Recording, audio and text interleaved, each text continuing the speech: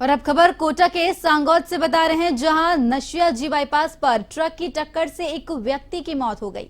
थानाधिकारी प्रहलाद सिंह ने बताया कि घटना के वक्त व्यक्ति कटिंग करने के लिए आया हुआ था। ट्रक चालक की लापरवाही से यह हादसा हो गया। घायल रमेश को टक्कर लगने के तुरंत बाद उसका बेटा लोकेश उसको गाड़ी में बिठाकर सांगौद महाराज काशीपुरी चिकित्सालय लाया, जहां पर डॉक्टरों ने उसे मृत घोषित कर दिया। शव का पोस्टमार्टम करवाकर शव परिजनों को सौंप दिया गया है। पुलिस ने कार्रवाई करते हुए ट्रक को जब्त कर लिया है।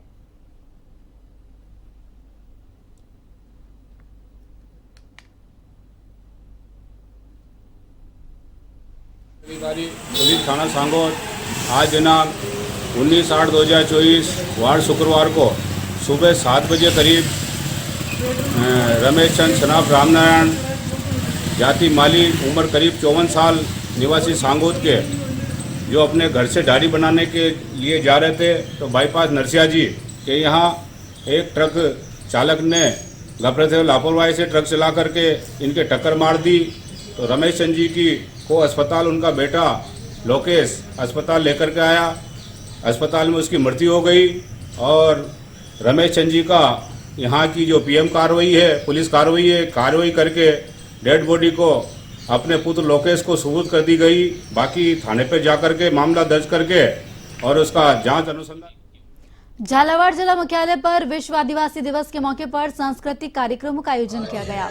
आदिवासी दिवस के साल की थीम आत्मनिर्भरता और आत्मनिर्णय को लेकर समारोह का आयोजन किया गया। शहर के आदिवासी मीणा छात्रावास की जमीन पर बड़ी संख्या में आदिवासी समुदाय के लोग इकट्ठा हुए और एकजुटता का संदेश दिया। इस अवसर पर विशाल जुलूस भी निकाला गया। रैली के दौरान कलाकारों ने सांस्कृतिक कार्यक्रम भी प्रस्तुत किए। कार्यक्रम के अंतिम चरण में बालिका छात्रावास के लिए राज्य सरकार की ओर से आवंटित जमीन में एक विशाल छात्रावास का निर्माण कराने का संकल्प लिया गया। कार्यक्रम में पूर्व विधायक कैलाश मीणा, युवा कांग्रेस जिला अध्यक्ष नेमीचंद मीणा, हुक्मचंद मीणा सहित आदिवासी समाज के लोग शामिल हुए।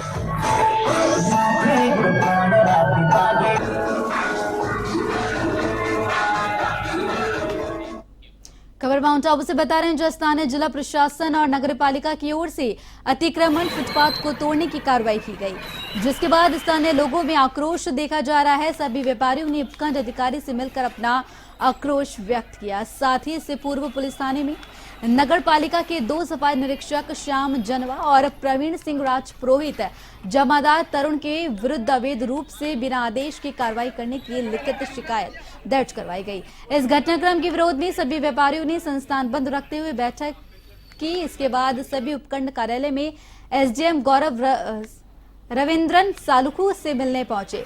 जय एसडीएम गौरव रविंद्र से उन्हें आश्वासन दिया गया।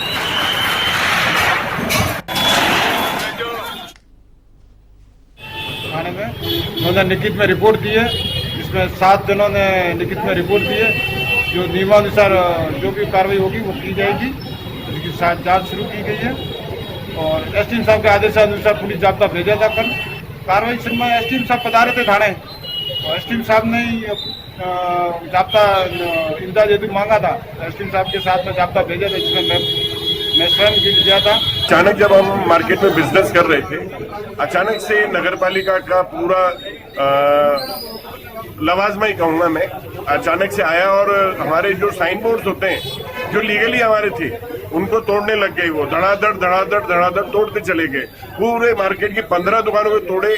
फिर किसी ने एसडीएम साहब को शायद शिकायत की, कंप्लेंट की, बोला कि ऐसा हो रहा है, तो एसडीएम साहब मौके पे पधारे, उन्होंने वो रुकवा दी कार्रवाई। नहीं तो इस पूरे मार्केट को ही खत्म करने वाले थे। ये किसी भी रूप से न्यायपूर्ण नहीं कही जा सकती और अगर प्रशासन को अतिक्रमण हटाने की कार्रवाई करनी थी तो अतिक्रमण रोडों पे होता है। लोगों की दुकानों के छज्जे तोड़े गए हैं, उनके लाखों रुपए के बोर्ड गिराए गए हैं। तो ये कार्रवाई को किसी भी प्रकार से न्यायपूर्ण नहीं कहा जा सकता है और इसके ऊपर निश्चित रूप से सरकार को भी आगे आना चाहिए। और क्योंकि सरकार बदली है, हमें अपेक्षा नहीं थी कि इस प्रकार की कार्रवाई हमारे लोगों पे, व्यापारियों पे होगी। व्यापारी वर्ग हमेशा सरकार के साथ में रहा है और इस तरह का काम अगर हुआ है तो इस बार के लिए वास्तव में तकलीफ हो जाएगी आने वाले समय में। अधिकारियों ने जिन्होंने कार्रवाई की उनसे भी मैं कहना चाहूंगा कि गलत कार्रवाई हुई है और जिन्होंने भोगा है वो लोग तो आज रोडों पे ही हैं। और कोटा के जवाहर नगर थाना क्षेत्र के कई वार्डों में लगातार चोरी की वारदात सामने आ रही है। एक बार फिर से जवाहर नगर थाना कैंपस के पास एक बाइक चोरी हो गई, जिसका आरोप पुलिस की गश्त पर लगाया जा रहा है। वहीं पुलिस चोरों को पकड़ने में भी नाकाम हो रही है। चोरों के हौसले इतने बुलंद हो गए हैं कि वह थाने के कैंपस के पास ही चोरी की वारदात को अंजाम दे रहे हैं। फिलहाल पुलिस ने सीसीटीवी फुटेज को खंगाला और अज्ञात चोर की तलाश में जुट गई है।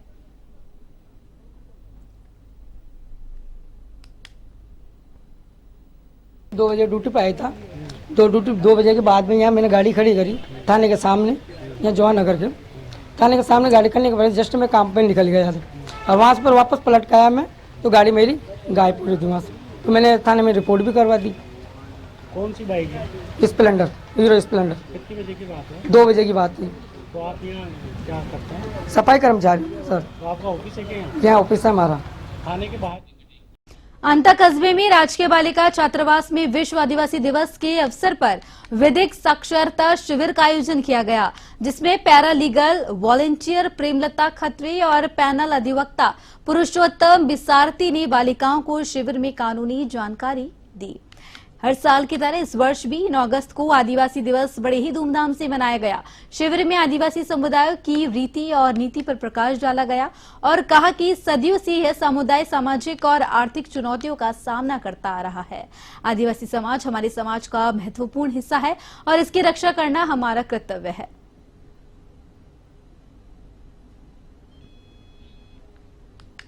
अंता कस्बे में हर घर तिरंगा रैली का आयोजन किया गया। रैली का शुभारंभ सरदार वल्लभ भाई पटेल स्टेडियम से हुआ। रैली में सरकारी स्कूलों के बच्चों ने भाग लिया। अंता तहसीलदार और पालिका अध्यक्ष रामेश्वर खंडेलवाल ने स्टेडियम से तिरंगा रैली को रवाना किया। इस दौरान स्कूल का स्टाफ भी मौजूद रहा। देश में 13 से 15 अगस्त तक हर घर तिरंगा अभियान चलाया जा रहा है। इसी के तहत 12 जिले में जिला प्रशासन की ओर से शहर में तिरंगा यात्रा निकाली गई। विधायक राधेश्याम बैरवा और जिला कलेक्टर रोहिताश सिंह तोमर ने रैली को हरी झंडी दिखाई। कलेक्टर तोमर ने बताया कि प्रधानमंत्री और उप मुख्यमंत्री की मंशानुरूप इस वर्ष भी हर घर तिरंगा अभियान और स्वतंत्रता दिवस एक जन उत्सव के रूप में मनाया जाएगा और जिले के 2.5 लाख घरों में तिरंगे फहराए जाएंगे। इस दौरान विभिन्न गतिविधियों और कार्यक्रमों का आयोजन भी किया जाएगा ताकि देशभक्ति का जज्बा लोगों में और अधिक प्रबल हो सके। अभियान के तहत जिले भर में तिरंगा यात्रा, तिरंगा रैली, तिरंगा दौड़, तिरंगे की शपथ, तिरंगा कैनवास, सेल्फी विद तिरंगा और तिरंगा मेले सहित अन्य कार्यक्रम आयोजित किए जाएंगे।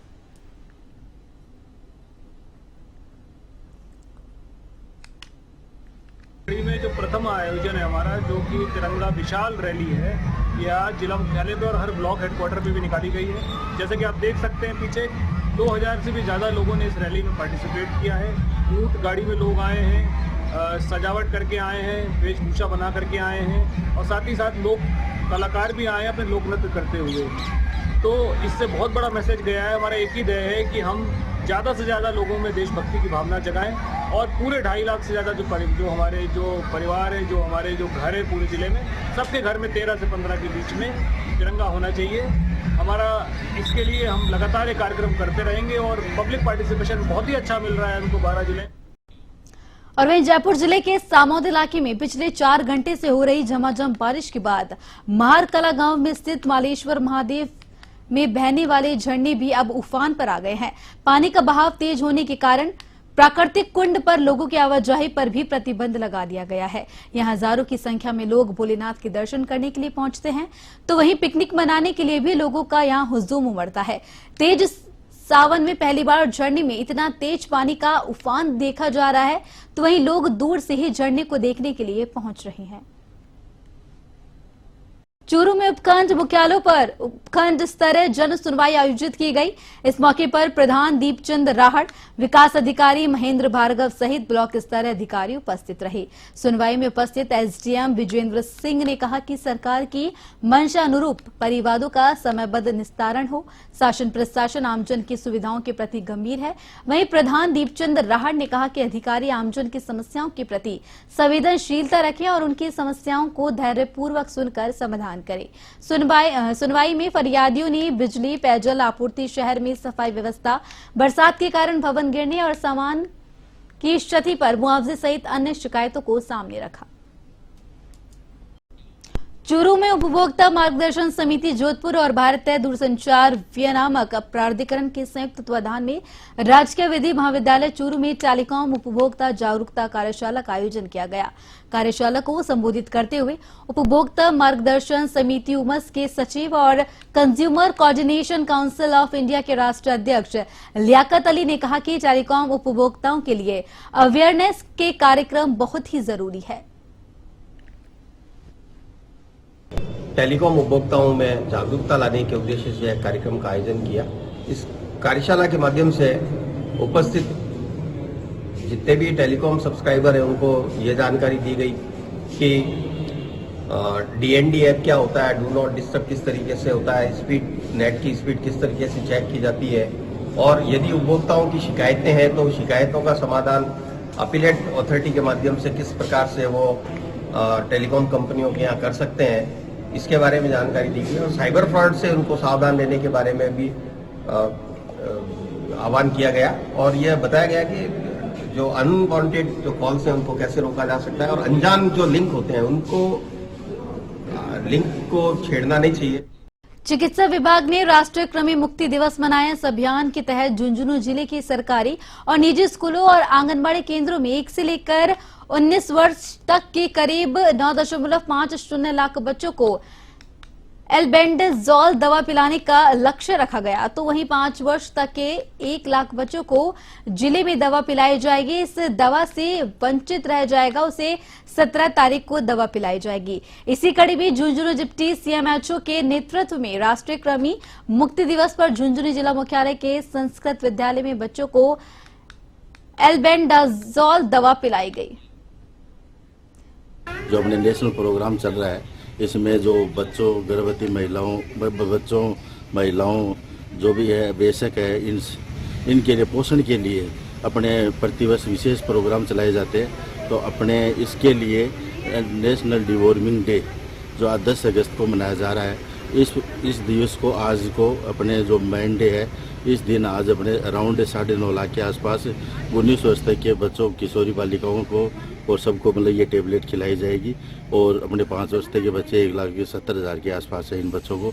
इसमें क्या है कि बच्चे के मतलब भाई जो शारीरिक है, मानसिक है और आर्थिक विकास के लिए ये बच्चों को ये टेबलेट है ना, इससे क्या होता है कि जो बच्चे में पेट में कीड़े होते हैं, उनको पेट में कीड़े होने के कारण बच्चों को एनीमिक हो जाते हैं, उनको चिड़चिड़ापन आ जाता है, जब उसका विकास नहीं हो पाता है। 1 साल से लेकर और 19 साल तक के जो बच्चे हैं, जो स्कूल में जाते हैं, जो स्कूल में नहीं भी जाते हैं, उन सभी को आंगनवाड़ी केंद्र पर एवं जो सरकारी स्कूल हैं, जो प्राइवेट स्कूल हैं, जो निजी शिक्षण संस्थान है, उनमें 1 से लेकर 19 साल तक के जो जितने भी बच्चे हैं उन सभी को एल्बेंडाजोल की जो टैबलेट है वो खिलाई जाएगी, ताकि बच्चे एनीमिया से ग्रसित ना हो, उनका मानसिक और आर्थिक, उनका जो मानसिक जो विकास है वो अच्छी तरीके से हो।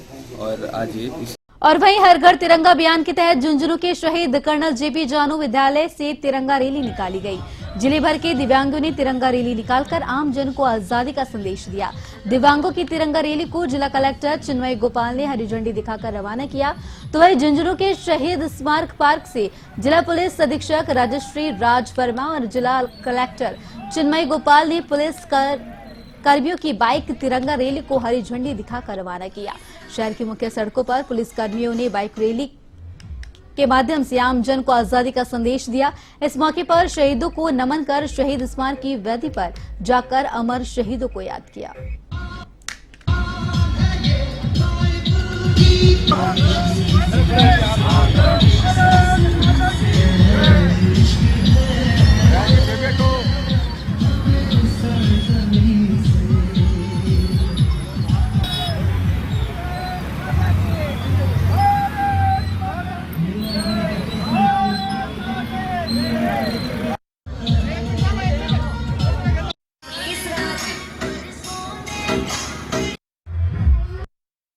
हर घर तिरंगा अभियान के तहत हमारा 9 तारीख से कार्यक्रम चल रहा है।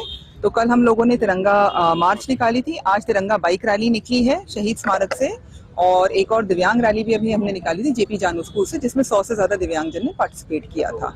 आगे और कार्यक्रम चलते रहेंगे। कल एक जिला स्तरीय तिरंगा रन रहेगा जो स्टेडियम से शुरू होगा और परसों हम लोग शौर्य उद्यान पे बैंड वादन भी करवा रहे हैं और एक और बड़ा प्रोग्राम रहेगा कि सभी जो शहीद हैं अपने जिले के उनके घर पर शिक्षा विभाग तिरंगा मार्च करवाएगा। केंद्रीय सरकार का माननीय प्रधानमंत्री जी की मंशा के अनुसार यहाँ पर हर घर तिरंगा जो एक अभियान चल रहा है, अभी आगामी 15 अगस्त को हमारा स्वतंत्रता दिवस है, उसके उपलक्ष्य पर अगले करीब 5 दिन अभी से लेकर 15 तारीख तक हम हर दिन हर घर तिरंगा अभियान के अंदर कुछ ना कुछ कार्यक्रम करेंगे।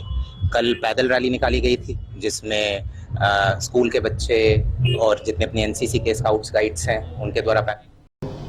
और खबर सिरोही से आपको बता रहे हैं, जहां पर सिरोही एसपी अनिल कुमार के निर्देश पर जिले भर में किसी भी वारदात के शीघ्र खुलासे के लिए एक अभियान चलाया जा रहा है।